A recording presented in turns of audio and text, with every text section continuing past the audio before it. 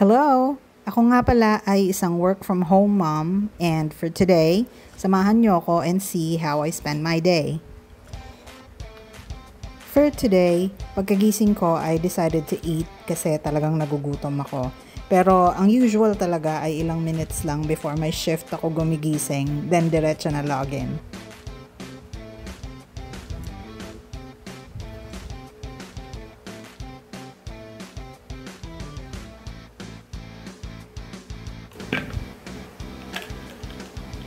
I take my vitamins after kung kailan ako nagdi-dinner.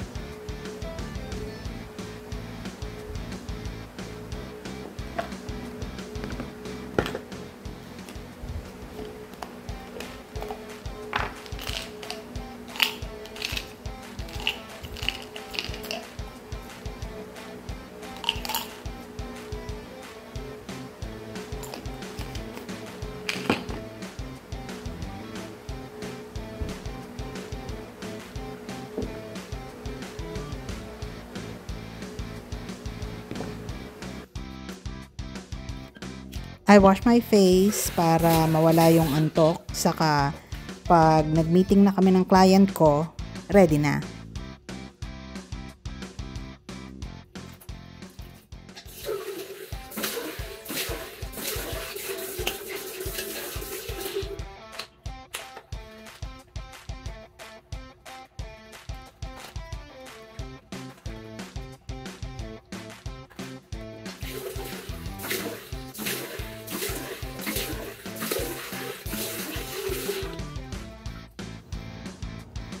Here is my workstation. Yung sa previous video ko, iba itsura ng workstation ko noon. Pero we decided na ganito muna temporarily. Masyado kasing mataas yung table para sa iMac and masakit sa batok. I start my day by going through my emails and to-do lists. Kapag walang sobrang urgent, I do my recurring tasks. Then, saka ko na iisa-isahin yung mga transactions namin.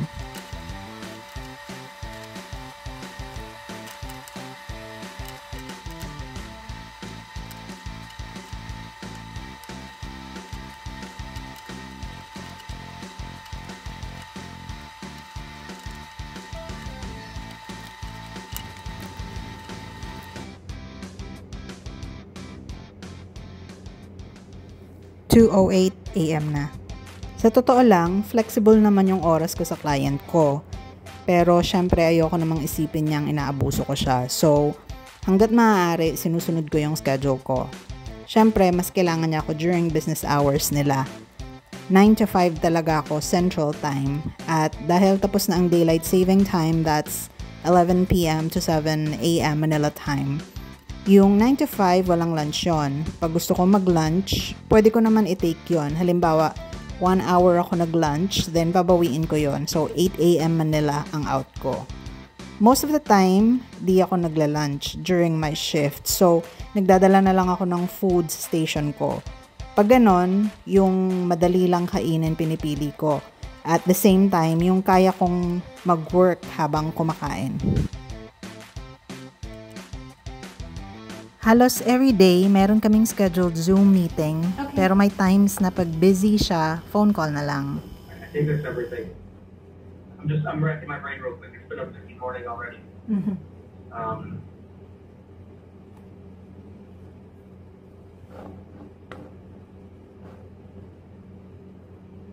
Thank you. You're kicking butt. Keep it up.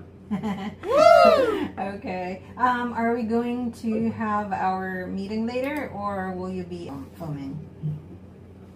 I'm probably going to be filming because I'm on my way there now. Okay. All right. Okay. Thanks. Later. See ya. Bye-bye. Bye. After shift, mag-breakfast kami ng husband ko. Kasama namin ngayon yung bunso kasi walang klase. Pero pag meron, kakain kami pagkahatid na ni husband sa school ng bunso. Ito usually yung time namin mag-asawa kasi salising nga oras namin pag weekdays. Ito time namin magkwentuhan, magkulitan, mag-asara na minsan nauuwi sa awayan. Ito yung Christmas village na sinet up ko. na kapag decorate na pala ako for Christmas.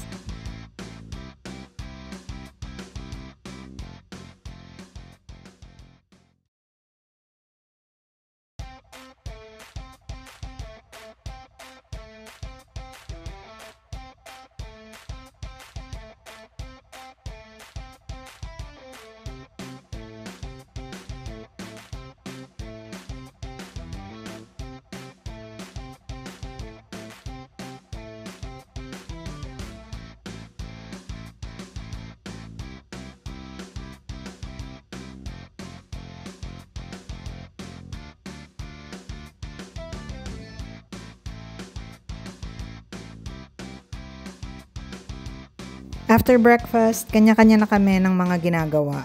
Ngayon, naisipan naming mag-karaoke.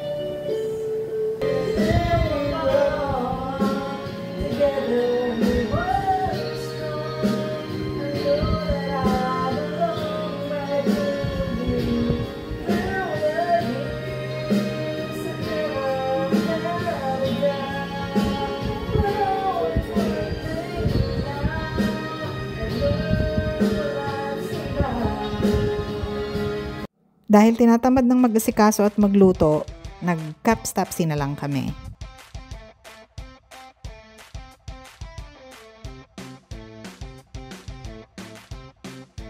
Bulalo, fish fillet, and pork sisig.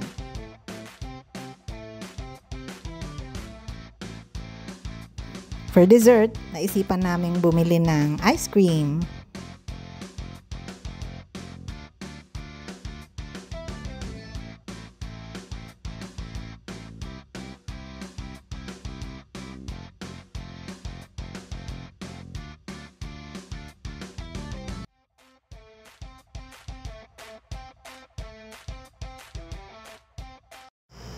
Hi!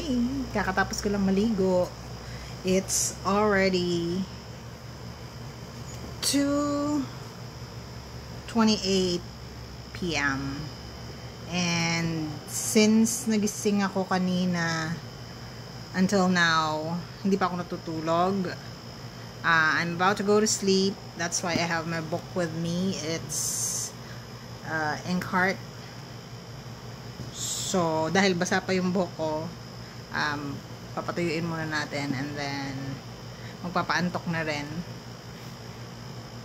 And then yeah, usually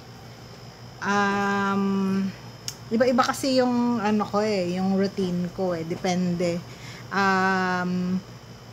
Usually mga 3 or 4, hindi usually, lately mga 3 or 4 akong natutulog.